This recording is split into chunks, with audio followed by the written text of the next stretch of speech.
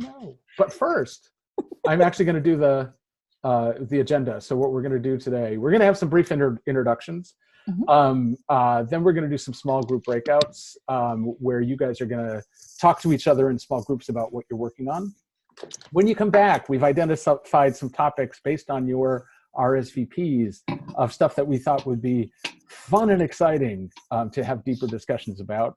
So we will then do that. And then also just do some sharing in terms of resources, things that you're working on that people should know about. So with that, I will do my introduction because I always forget. So I'm Dirk. I am the Fab Writer in Fab Writers. We do data and capacity building for a variety of different actors, but always in looking at how to impact social change work. Heather, do you want to tell us who you are and why you are here? Hi, everybody, and the people listening later. My name is Heather Leeson. I'm data literacy lead here at IFRC. I also co-lead our digital transformation stream. We created something called the Data Playbook, which hundreds of people across the Red Cross, Red Crescent provided their best skills in checklists, games, scenarios, and handy tricks to be able to be more data ready. We co-edited that with Dirk. Lots of people contacted us and said, hey, how can we use this? We said, it's free online, please use it. And then they said, hey, we want to talk about it. So then we created the Data Literacy Consortium so we could have these conversations with all of you with our partners over, Caitlin in the Center for Humanitarian Data and Lisa. Okay, so over to me. Yes, so my name is Caitlin Rogers with my colleague Lisa, who's also on the call. I co-lead the data literacy workstream at the Center for Humanitarian Data, which is part of UN OCHA.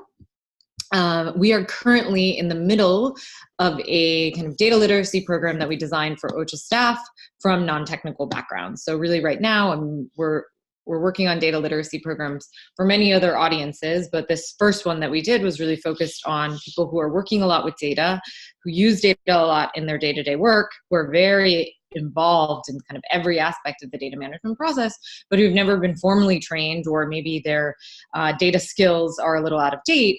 And so they're working with data, but they're struggling. So yeah, over to you, Lisa. Oh, Lisa, you're on mute. Sorry about that. Lisa Peterson here, based in the United States. Caitlin and I are the co-leads for the data literacy workstream for this center, and I think she summarized it quite nicely. So I'll pass it over to you, Dirk. Great, thanks. So we are just highlighting for you why we are here, because the Data Literacy Consortium is really about trying to lift up and support and provide benefit to data literacy practitioners. It's really about us trying to exchange about methodologies in data literacy that we are understanding. So we are just trying to give you a framework of why we have done this, but to say that we are evolving this, and there will be soon more stuff about the Data Literacy Consortium, and also how you might be able to get involved more directly in giving it some direction. But we will be getting in touch with you about that via the list in probably, well, before the end of the year, I should say. So with that, what we want to do is we want to break you up into small groups, and we want to make sure that you have some opportunity to talk to each other about what you're working on. So if you will notice in the Google Doc, and you scroll down past what you all put in the RSVPs, that lovely table, you will see in red breakout groups, and you will note there is some prompts there for what you should do. So when you get into your breakout groups, three pieces of data to share. One is your name, including your organization. That's 2 pieces of data. Sorry. Where are you? What's the weather like what you're doing? But more importantly, what you are working on and what are your challenges. So probably keep your introduction bit as brief as possible and get into the what are you working on more deeply, because we are only going to give you 15 minutes to have this conversation, and we want to make sure that you can get the most out of it. This is somewhat random, so I am hoping that the people that I put you into these rooms with will be good. I'm sure they will be. You're all lovely people.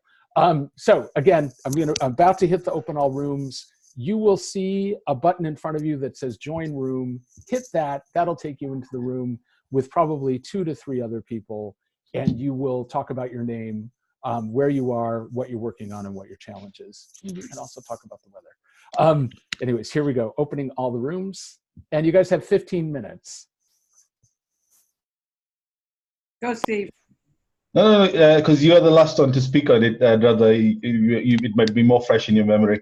So there were 3 of us, and we all had specific work or research or ideas to share with each other, which was really helpful because it was so specific. You know, specific researchers, specific papers, projects, initiatives, that sort of thing. So we actually got quite a lot of information exchanged in a short period of time. That is fantastic. That's exactly what we want to see. Exactly why we do this. Awesome. Steve, did you want to add something to that? No, she nailed it. I think the resources that we throwing back and forth will put a link to the Google Docs so everyone will have access to it and the context behind the sharing. Great. Also, just to say, I don't have. I think I've lost this. The Google Doc. Hello. We hear you, Steve. We hear you, Steve. Oh, okay. All right. How much did you hear? Everything. All of it. Oh, okay. That's cool. So I'll put it up on the doc, and then guys can have a look at it. Super. Cool. Oh my God. Sorry. So anything else coming from the small group breakouts? Our group really was kind of thinking through a question. None of us really had answers, but we were just kind of thinking about, I brought up this idea of data curiosity, which I had heard on a podcast I was listening to, that term. And we were just thinking about, you know, like when you're trying to help organizations or institutions even become more data literate, there are some institutions where there are not many data curious people. So what can we do to support data curiosity and spur people to data curiosity? We really didn't have any answers. But it's just kind of something we were talking through a little bit in our different contexts of 3 different countries. So I'd love to hear if anybody has thoughts on that. Yeah, we had a lot of activities around data curiosity at IFRC, the International Federation of Red Cross Red Crescent Societies. I think we could have a whole thing on how to give that nutritional value for sure. I'm going to pause myself. That would be amazing. Yeah, I'm going to pause myself. Maybe I'll add some links, but back to Dirk. So just in the interest of time, I think I'll move us on to the topics. I do want to make sure that we do share, and good, somebody has done it. But any data literacy resources that came up in the discussions or in the further thing, if anything you want to share, you'll notice down below, please add helpful data literacy resources. There's instructions in red, so please put stuff in there so that we can share them afterwards, because that will go into the blog post about what happened during this thing. So we had done some work looking at your RSVPs, and we came up with 2 different areas that we thought would be good topics for discussion. So first overall is around strategic lessons, and then the second one is around working in marginalized communities. So we just thought we would open this up for discussions. Heather and Caitlin are going to take the first part, so I'm just going to turn them over to them. And just to say, 10 minutes we will do on strategic lessons or Sounds good. sharing, and I'll keep time. Okay, sounds good.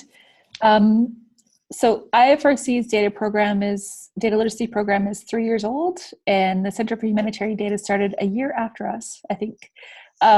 So we started this data literacy program with 1 staff, and we tried to work within the movement. And so Steve is here from the movement. What we found was the data literacy program didn't have enough hooks in the organization. It wasn't within the strategic guidance of the organization.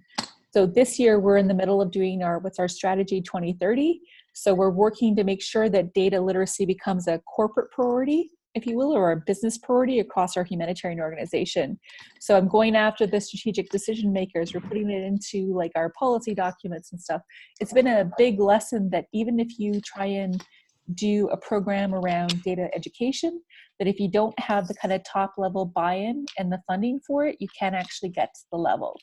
And so we're in the middle of trying to get the buy-in that the center actually got before they built out their program. So we did it different ways. And I thought that was a really good thing. So one of the things that we tried was basically, I didn't have any staff. So we found people who were working on data things or who were data curious or working on data items or information items and tried to get them involved. What worked was there's lots of people working on different attributes and abilities around data literacy. What didn't work was that it was nobody else's job to be accountable to global data literacy. So what we learned is we need to make it into the job descriptions. We need to make it into the policies and practices. And so now we're working on the kind of big thing for it. So I posted some documents above, but just to say that every organization and individual is going to approach it differently. But I started at this thing trying to build out data literacy and then realized that, maybe it was good because then we had some examples to point to say why, and then we can go to the how and try to scale that way. So our scaling got blocked. And so now we're trying to work on the strategic buy-in to get the scale. So I'll pause myself because Caitlin's story in the Center for Humanitarian Data is quite different in terms of trying to get strategic buy-in, and the lessons are probably different too. Yeah, I mean, I was actually more going to talk about this, I guess, from a general perspective of kind of learning from what doesn't work. In my experience in life in general, I learn much more from when I fail at things or things don't go well. I learn about the assumptions that I make going into things. So when I kind of design a program, I am not aware of my own assumptions that I'm making. I try to articulate those in theories of changes, et cetera, but there's always biases and blind spots and things like that I'm not seeing. And so when things don't work, I can kind of start to unpack. I was like, okay, I have a blind spot there. I have a blind spot here. Here's the places I'm making assumptions. And so to me, this is like, I saw in one of the, someone who had filled out the form to join this call had said that one of their reasons for joining was they want to stay kind of abreast of like what's working and what's not working for people. And then what's not working always resonates more with me. I think sometimes it's not, I wouldn't say hard to talk about failure, but it can go negative really quickly. And I don't think it has to be negative. I think there's like a lot of beauty and in learning and things that don't work. So one of the things that I've been thinking about recently, and is something that I am still struggling to kind of fully learn and fully unpack with myself, especially now I'm like recent within the humanitarian sector, and I'm like learning all about this new community. I'd primarily worked in development before. But one of the things like in doing data literacy trainings that I've learned over the years, and I'm still learning this lesson, is really not to assume a level of the participants. So when in my previous work at something called School of Data, one of the things that we started doing before trainings, after people had been selected or to participate in the training, that we'd have them do like a short data quiz, more to see, to calibrate our own thinking of like what will be relevant for them, but also to see like how they think about data problems. Obviously, like kind of, we probably all know that self-perception is not a great guide into assessing somebody's data skills. So we would do this quiz. And recently, as we just did this data program for team members here, we did a data quiz as part of that. And it was really great.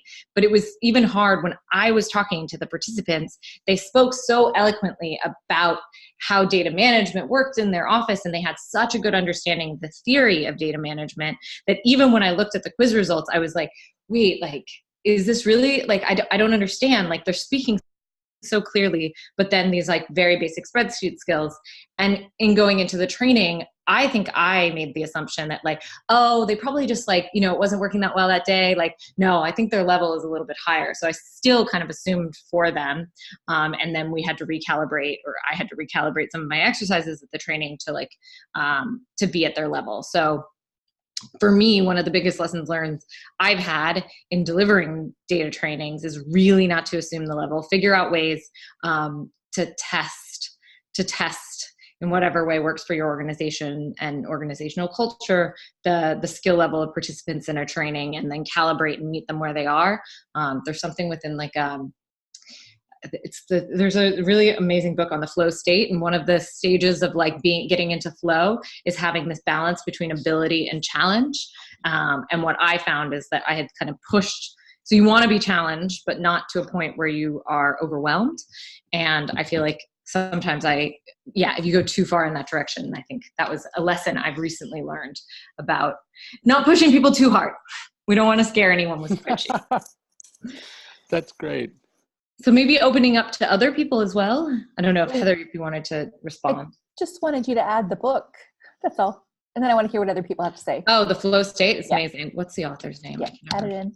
Questions, comments, folks. What about you? How have you approached strategic direction, or even in class direction, to be able to kind of test your thinking and think about what are the lessons that we learn? I'd like to echo that comment from Caitlin a little bit, that I think as an open government and open data community, or data community in general, we're pushing society a little too far, a little too fast. Yeah. And there's a quote that I always go back to personally, to much like Caitlin was saying, to keep me in check. It's actually from Mark Twain. It's like, you don't want to think outside the box. That's too far. That's too far for people. What you want to do is think on the edge of the box. You know, bring them close enough to the edge so they can see the other side of the box. And I think that's something we have to keep in mind here.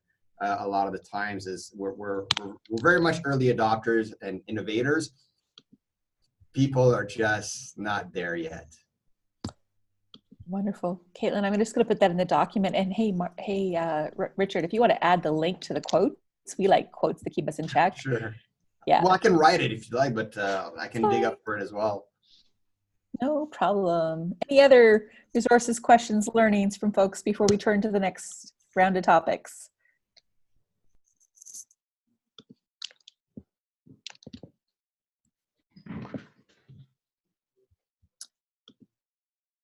Matt, you've run a lot of workshops. You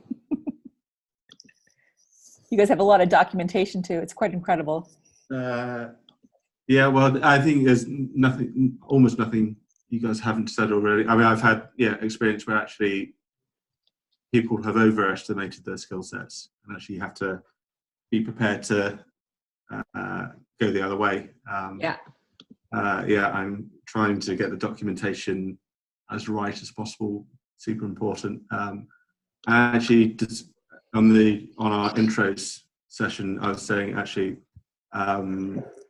we're doing a piece of work, or we're looking at the data completeness stuff with HDX. Mm-hmm. And another part we want to do is actually describe the data for non-technical people. I mean, everybody here will understand the data type, and the non-technical people, or who the subject matter experts in WASH or health or whatever it happens to be, describing it to the way that they understand it and why it's important to give you data in this format, or etc. In a nice simple way that my poor mum will get it again, that my mum understands, because in the heat and noise of a response, sometimes the most simple things that you understand every day become overly complicated. So that's something we're starting to work on again now. Look at describing data, the way we describe data. Very cool. Lots of lessons there on my part too, but I'm going to pause myself because jerk. Joe, that was great. We did 10 minutes. That was fantastic. So we want to talk for another 10 minutes now, shifting over to marginalized communities.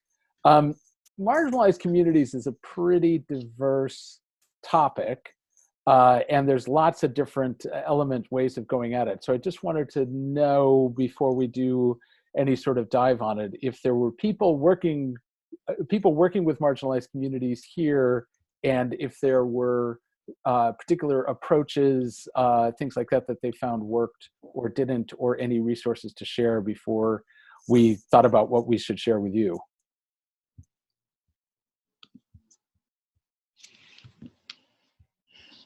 Hi, so this is Catherine Kramer, and Catherine. Hey, hi. Great to be here. And as I was telling my wonderful breakout group co-participants, Steve and Matt, that I work with the Northeast Big Data Hub, which is at Columbia University Data Science Institute. We've been funded by the National Science Foundation for the last 4 years. Thank you, National Science Foundation. For Data Science for All, I'll put up that link. I just put up a link to the totally unpronounceable person who kind of came up with this idea of flow, Mihaly Csikszentmihalyi. But I will now also put up a link to our Data Science for All work. And we're doing work in the formal and informal education worlds, but also with underrepresented communities, which, as usual, at least in our experience, are the people usually left out of these conversations, but obviously also in a lot of ways have the most to lose as far as data privacy and security and their own, personal data being hijacked and so forth. One of my ideas recently that hasn't yet come to fruition, or hasn't yet appeared in reality, I started wondering about having a data science or a data literacy cart to put in a public place like a park, something like that, and just talk with and have various resources, not sure what they would be, talk with people as they want to ask questions about data literacy. Or, one of the workshops that I participated in is called What's in Your Data Wallet? It's a way of, pointing out to people that they carry around with them on their phone, but also literally sometimes in their wallet or purse or whatever, a lot of personal data, and just, to get people thinking about those kinds of things. So I don't know if anybody's had any experience in, direct public exchange, whether at a, exhibit or conference or that kind of thing. I know I was at a conference a couple years ago, and Matt, do you know people at the Ocean, what's it called? Open Data Institute? ODI. ODI, yeah. I should do, but off the top of my head, no. I know, just because you're from the UK doesn't mean you know everybody in the UK. But Dirk, are you familiar with them? Quite a few of us are, actually. Yeah, I definitely know. Yeah. Know the ODI people. Awesome, Yeah. thanks. Yeah. Any riffs on Catherine's thing, and particularly around setting up stuff in public spaces?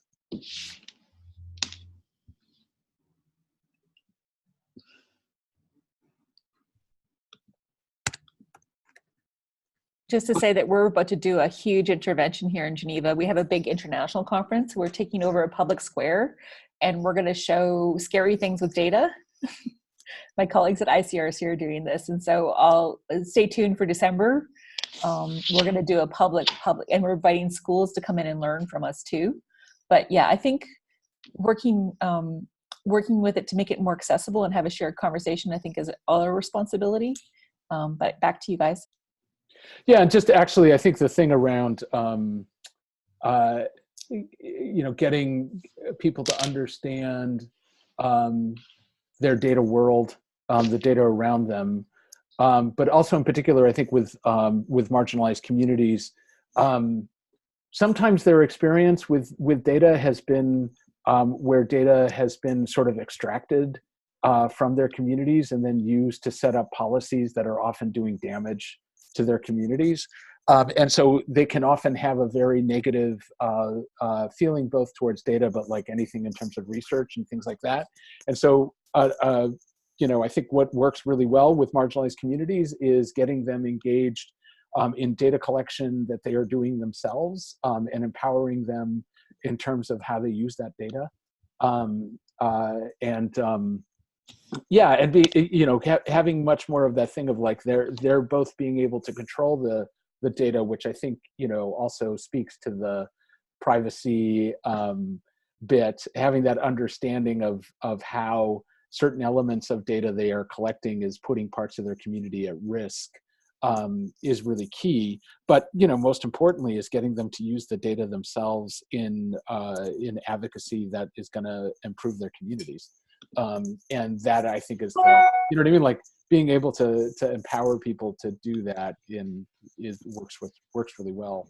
I have I'll put some links in, but did some work with some sex worker groups who were combating police violence in their communities, and we had a long project where we really worked on that.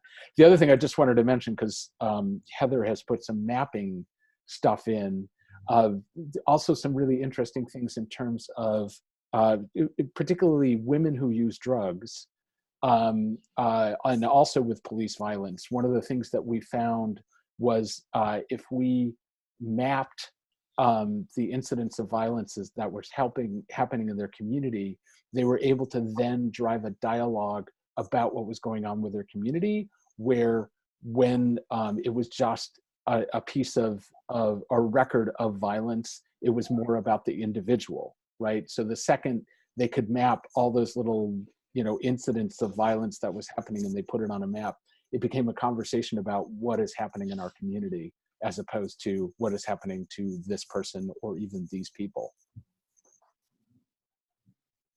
Sorry.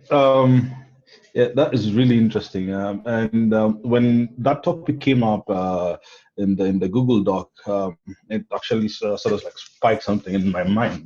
Because one of the things we are struggling with at the moment is what Kenya Red Cross does in Kenya is it provides services to marginalized communities via the Global Fund program. So there's HIV, AIDS support, needles and syringes and all these things. So we are struggling with the ethics of actually doing research work based on individuals who are actually the target group for the particular intervention. And it's still not very clear to me how we can move forward on this. We are working on a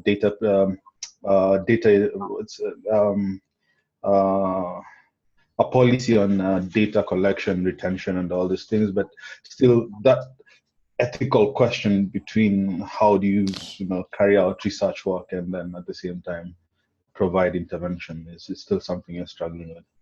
Yeah, so it's not an extractive exercise. You're not extracting the data, right, and then using it. It's the bit of like, how are they staying in control of the data, and using it the way that they need to, and then also that you're supporting that and being able to provide services based on that. Yeah, there is that one, but you see that at the same time, when you have data that you've collected over time, there's a unique research value in interrogating that data. So it was originally provided for that intervention, and it was, purposefully meant to be used only for that intervention. But then at the same time, it can be really useful in addressing some sort of research questions that you might be willing to sort of work on, but it was not meant for research. That's the dilemma. This is super cool. Anything else? We are actually almost out of time. Lisa, do you want to add anything? No, I just popped into the resources, something I had come across on from ODI blog on taking findings back to communities, and it was something that happened in Ghana, so I just popped something in there. So yeah. I'm going to add the community engagement and accountability toolkit as well as the handbook for data protection, because I think those ethical questions, we grapple all the time at the Red Crescent about it, and we talk about it all the time about how do we do good work. And so just going to add some resources. Back to Dirk. Yeah, I'm also having that. I have resources. I will be adding into the doc when I have a moment two things. So one is a case study on doing advocacy, helping sex workers do advocacy and combat police violence, and being able to collect data on that. It's called Leave Your Potatoes at Home, which if you read the case study, you'll get the title. And then the other thing, have done a blog post on questions to ask frequently when working with data in marginalized communities, which will have direct relevance, and I will add those. So folks, we are at 3:55. We have a precious 5 minutes together. I understand, Richard, we have just enough time. You have a video that you've been working on. So I'm wondering if you we could take a little time and share this before we wrap up. If you want to give some context to it and then show your video. So yeah, absolutely. Thank you so much, Dirk, and the rest of the crew for humoring me today. I have a studio here, and I've been filming a documentary, a full-length documentary on open data, all self-funded. And I've prepared a teaser that I have not published yet that I'd like to share with you guys. And I'd love to get your feedback, not necessarily today, but if you want to contact me independently, that'd be great. And that's about it, really. And if that's okay, I'll start sharing the page now. Yeah, please do. And if you know that you do the share screen, and then there we go. All right, so I'll play now.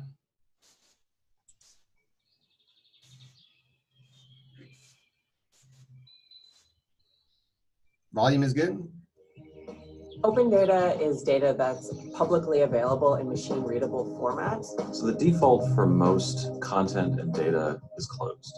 The city holds data that is important to the public. Is one of my favorite things.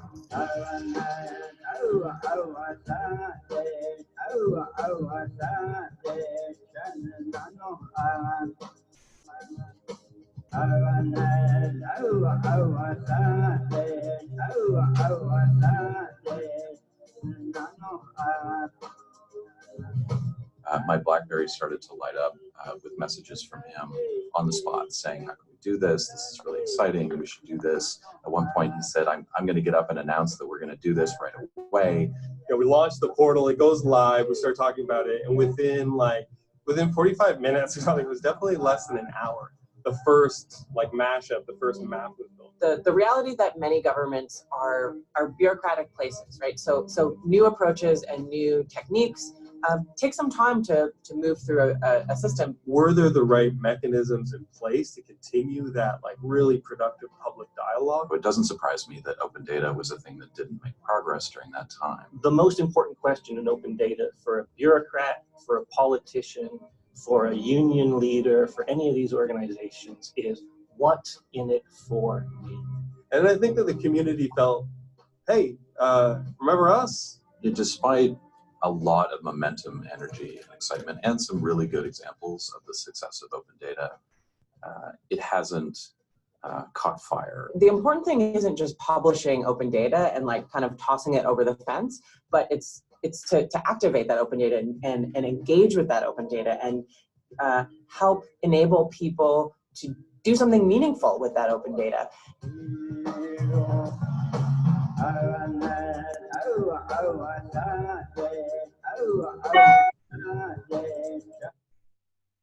Cool. Very cool. Also, one of my old bosses, so that's awesome. Ryan, I'm assuming? Yep. It's awesome. Are there, thank you guys for helping me out here. Sorry. No, I was just going to say, does anybody have it? So while we have 2 more minutes left, but if there's any questions or comments for Richard on the video, I think that'd be super cool. Please ask. Where's the music from, man? That is really good. One of it's actually been very difficult, and that's actually what I'm going to be asking the community to help with. I want to have a very strong indigenous representation in the documentary, both from a speaker perspective as well as a cultural perspective. And I just found it on a Creative Commons site. And obviously, once I publish the video, I'll be crediting the music itself, but it's from I think a Navajo tribe or something along those lines. Yeah, I love the music as well. Hey, so there's a mapping project in Western Canada with Indigenous communities using open data and missing maps. I'm going to drop you the link, and if you want to talk to that team, I can hook you up, okay? Yeah, that'd be great, because this is going to sound weird. I've reached out to 3 local Indigenous communities in Toronto, telling them about my project, that I want them involved in some capacity. And they've all, 2 of them have ignored me, and 1 of them said no. So it's been really interesting to get that kind of response. So anything you can do, Heather, would be appreciated. Yeah, and this was the Canadian Red Cross that did this project. They spent, and this just clearly open data is really hard. The 2 years of conversations and building trust to work with those marginalized communities and those vulnerable communities is how they got to there. So, you know, I'll send you the link, but Dirk, back to you. And thanks for sharing, Richard. Folks, I just have to say, thank you so much for coming today. We are grateful that you came and you shared. We will be continuing to collect information in this Google Doc. I will be turning it into a blog post for the Data Consortium site. And I will probably also do a request on the mailing list to see if other people have anything they want to share. But if there's anything in terms of resources, more URLs, please put them in. And also, if there's anything you are working on, like maybe the links to that video or where it will be online and stuff like that, we would also appreciate that going in the blog. I'm sorry, in the Google Doc. So please do that. It is 4 right on the hour. I think the other thing to say, so we are going to be putting our heads together over the next couple of weeks, and we are going to be talking, I see Heather, we are going to be talking more about the future of the consortium. We said we would do 6 meetings. We have done 6. We are now going to think about what we should be doing next, and we will also be looking for your input. I also just want to say, if you have anything to share on the mailing list, please do. Steve, including you, don't forget to do that, sir. Heather, what do you want to say before we? I just want to say thanks everybody for joining all these 6 calls. We'll talk about what's next on the mailing list. Humanitarian Network Partnerships Week is next year in February. But moreover, just Dirk, thanks for hosting all these calls. You are such a pro, and I've been really enjoying all these conversations. And thanks everybody for such nutritional value. And bye, Thanks, guys. Bye. It's been a pleasure to work with everybody. We'll talk next. Bye. Bye. Bye. Bye. Happy to stay on the phone, Dirk, after you stop recording.